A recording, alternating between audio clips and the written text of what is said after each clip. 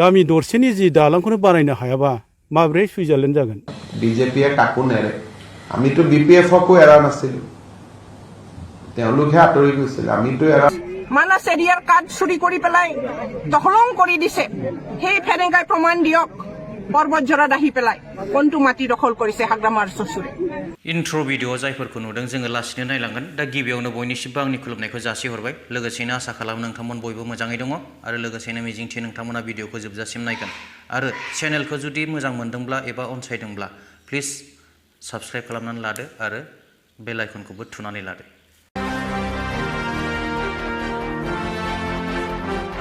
सोरबा सासे मानसिया मोजां खामानि मावोबा मोजां फिथाइ मोनगोन गाज्रि खामानि मावोबा गाज्रि फिथाइ मोनगोन थिग बेबायदिनो सोरबा सासे इएमआ बा सोरबा सासे एमसिएलए बा सोरबा सासे मन्त्रि मिनिस्टार एबा सोरबा सासे पलिटिशियाना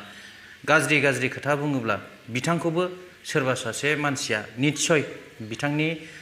राव बायदियैनो फिननायखौ होखाथारगोन सानसे बेलासे दा आं बुंनो नागिरनाया बेनो बिटिआरनि इएम मिस्टार रनजित बसुमतारी बिथाङा गोबां समावनो माने गोबां पलिटिशियानफोरखौ जेरै बांसिनै हाग्रामा महिलारि बिथांखौ आरो बिथांनि फेमिलि एबा बिथांनि बिसिनि बिहाव बिखुनजो बा सोरबा बिबोनांफोरखौ लानानै गोबां खोथा बुङो दा पलिटिकेलाव बेबायदिनो गोबां खोथा बुङो नाथाय अब्लाबो सोरनिबा फेमिलिखौ लानानै बेफोरबायदि बुंद्रायनाया आंनि थाखाय मोजां नङा आरो बिथाङा गोबां समावनो माने सासे मानसिखौ बा सोरखौबा माखासे जुनारफोरजों रुजुयो एम्फौ एनलाफोरजों रुजुयो बे मोनसे बिराद दुखुनांथाव बाथ्रा आरोखि मानसिया मालाबाबो जुनार बायदि एम्फौ एनला बायदि जानो हाया बे बिथांनि आरजायै बाथ्रा बुंनायनि फिननायखौ मानगोनां हाग्रामा महिलारि बिथांनि बिबोनां आथिखालनि पर्वतजरानि एमसिएलए मुनमुन ब्रह्म बायद'आ माबायदि फिननाय होदों एसे भिडिअखौ नायदिनि फेरेंगा আজিৰ দিনতো উগ্ৰপন্থী হৈয়ে আছে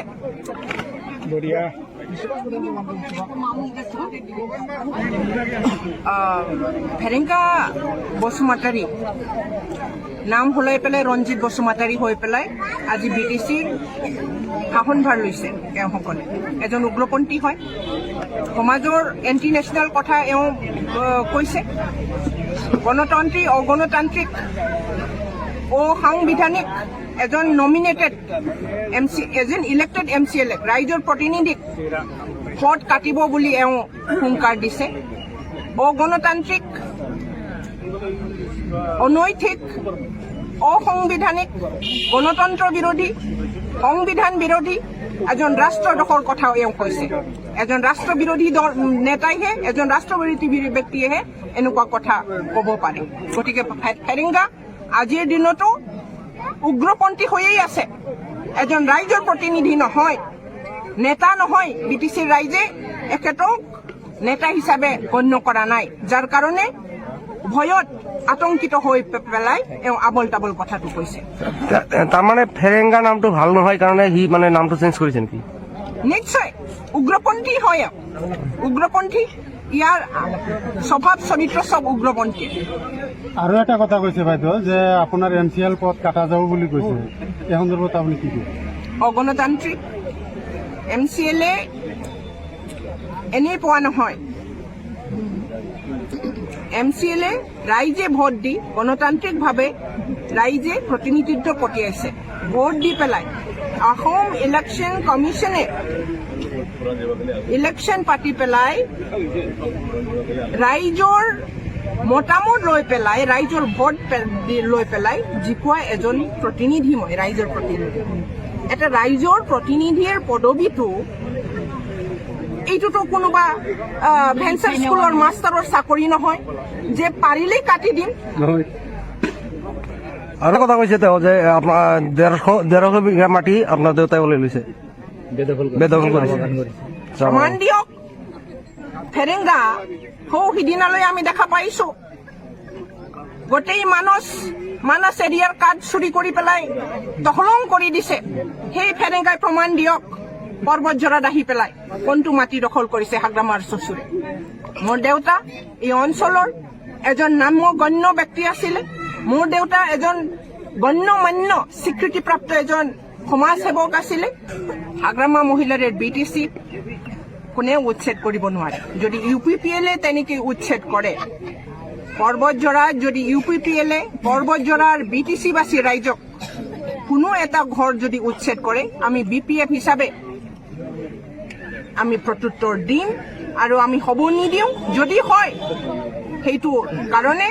Perenga UPPL जगरिया हबो आं सानो सोरबा सासे EM खौ बा सोरबा सासे MCLA खौ सोरबा रनजितआनो जा सोरबायानो जा जे हक जोङो बेफोरबायदि बुंनायनि हयथ' मोनथाय गैया नाथाय मा खालामनो बिथांमोनहानो बा बिथाङानो गावनि लिडारशिपनि गावनि दैदेनगिरिनि मान सन्मान बेखौनो जुदि गावनो लाखिनानै खोथा बाथ्रा बुंनो रोङाबा बुंनांखागोन बायद' जाखागोन रायजो राजाफ्राबो बुंनांगौनि सोरबा सासे इउटुबारबाबो बेफोरखौ बुंनांगौनि दरखार जागोन मानोना बिथाङा गोबां समावनो समाजजों गोरोबै खोथा बुङो सासे पलिटिशियानखौ गोबां रायजो राजाफ्रा सायख'नानै भट होनानै देरहाहोयो बे सैथो नाथाय बिथाङा बैफोर रायजो राजाफोरनि थाखाय अरायबो मोजां खामानिखौसो मावनांगौ सोरबा सासे लिडारखौ बा सोरबा सासे दैदेनगिरिखौ बखिबाय थानानै बांसावबाय थानानै बिथाङाथ' रायजो राजाफोरनि डेभेलपमेन्टखौ खालामनो हायाना दा बे मोनसे माने बिथाङा गावखौ फैगौ इलेक्सनफ्राव जेनजानो गिनानै माने गुबुनखौ बायदिसिना गाज्रि बुंनानै बांसावनानै गावखौ मोजां मोनहोनो नागिरनायनि मोनसेल' पलिसि दा बिथांनि समस्थियावनो आरोबाव मोनसे ओरैबायदि सुइजारलेण्डनि महर जिहेतु सान्तिपुर ओनसोलनि ओरैहाय थानाय निज्ला बेरेन्सि दैनि दालाङा बै समनिफ्रायनो गोबां गाज्रि हालोदाव दं बिथांमोनहा परिबर्तननि नामाव मोनसे स्ल'गान होनानै मास मोनथामनि गेजेरावनो गोदान सरखार जायोब्ला बानायफुंनानै होगोन होननानै बुंदोंमोन नाथाय बिथांमोना दिनैसिमबो बानायाखै बोसोरथाम जानानै थांबाय दा रायजो राजाफ्रा खुद्रिदों बेनिफ्रायनो जोङो दिनैसिम बे दालाङा एफा एफायै रायजो राजाफोरजों बानायजायै सोलिनानै दङ आरो बे लामाजोंनो जोङो गोबां हान्था मेला खालामनो गोनां जायो बे लामाया जाहैबाय जोंनि निज्लागुरि टु सालबारि एमइ स्कुल दन्थक रडसिम बेयो दङ आरो बे लामाया जोंनि थाखाय जोबोद गोनांथार जे प्रमद बर'नि सारनिसिम आं मोनसे सोंथि सोंनो लुबैदों दि सारा बुंदोंमोन जे बिटिआरखौ सुइजारलेण्ड बानायनो नाथाय गामि दरसेनि जि दालांखौनो बानायनो हायाबा माब्रै सुइजारलेण्ड जागोन जोंनो प्रतिश्रुति होलांदोंमोन समायखिरा लालांदोंमोन जों सरकाराव फैयोबानो नोंथांमोननि दालांखौ जों बानायनानै होगोन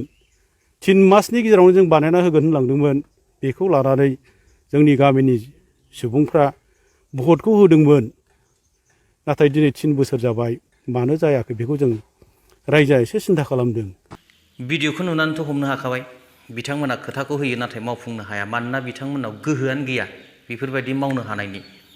बिथांमोना गुबुननि आथिं सिङाव थानानैसो सरकार सोलिदों नालाय गुबुना होयोब्लासो मोनगोन होआबा गैया दा बे जानानै थांबाय दा गुबुन फारसेथिं गिबि मन्थ्रि जिहेतु हेमन्त बिश्व शर्मा बिथाङा फैगौ जिहेतु एमपि इलेक्सन बेयाव नरेन्द्र मदि बिथांखौ देरहाहोनो थाखाय जिखुनु दल संगठननिफ्रायनो हेफाजाब लागोन बेखौ गावनि खुगाजोंनो फोरमायदों बिथाङा बिपिएफखौबो नागाराखै बे गावसोरखौ मदद खालामनो थाखाय भिडिअखौ एसे नायदो মই কেনেকৈ কাৰ পৰা সহায় উলিয়াব লাগে তো মই জানো ইলেকশ্যনত চবেই সহায় কৰি দিব কংগ্ৰেছেও কৰিব বিপিএফেও কৰিব ইউপিপিএলো কৰিব আপোনালোকেও কৰিব কেতিয়াবা আপোনালোকে বেয়া কথা লিখি কৰি দিয়ে সেইটো মানুহৰ ৰিয়েকশ্যন হয় কেতিয়াবা আমাক মোক গালি পাৰাৰ ফলত কেতিয়াবা ভোট আহি যায় গতিকে ইনডাইৰেক্টলি মই চবৰ পৰা সহায় লৈ ল'ম সহায় লোৱাটো একো ভুল নাই আৰু হাগ্ৰামা মহিলাইতো আমাক ৰাজ্যসভা ইলেকশ্যনতো সহায় কৰিছে কিন্তু প্ৰমোদ বড়োক এৰাৰ কথাটো নহয় বিজেপিয়ে কাকো নেৰে আমিতো বিপিএফকো এৰা নাছিলোঁ তেওঁলোকে আঁতৰি গৈছিল আমিতো এৰা भिडिअखौ नायनानैथ' हमनो हाबाय पलिटिक्सआ राजनितिकआ माबायदि जानो थांगासिनो दं पलिटिकेलाव रावहाबो माने थोंजोङै एबा खेंसालियानो जा पार्मानेन्ट सुथ्रु थाया एबा पार्मानेन्ट लोगोबो थाया दिनै लोगो गाबोन सुथ्रुबो जानो हागौ दिनै सुथ्रु गाबोन लोगोबो जानो हागौ बेखायनो जायफोरा माने दा एलायन्स गभर्नमेन्टआव दं बिथांमोनहा जोङो उमुकजों लोगो सुमुकजों लोगो होननानै माने बांद्राय खर' गिदिर जानानै लाब गैया बांद्राय गावखौनो गोग्गानानै लाब गैया रायजो राजानि मोजांखौ माव रायजो राजानि मोजांनि थाखाय सान अरायबो बर' हारिनि बर'नि लिडारफ्रा बर' हारिनि जौगानायखौ सिगाङाव दोननानै खामानि माव अब्लानो नोंथांमोनखौ माने रायजो राजाफ्रा बासिखागोन सायख'खागोन देरहाहोखागोन भिडिअ'आ जोबोद गोलावथार जाबाय जाय हक भिडिअ'खौ जोबजासिम नायनायनि थाखाय रोजा रोजा साबायखर थाबाय थेंक इउ गोजोन्थों जय बर' हारिनि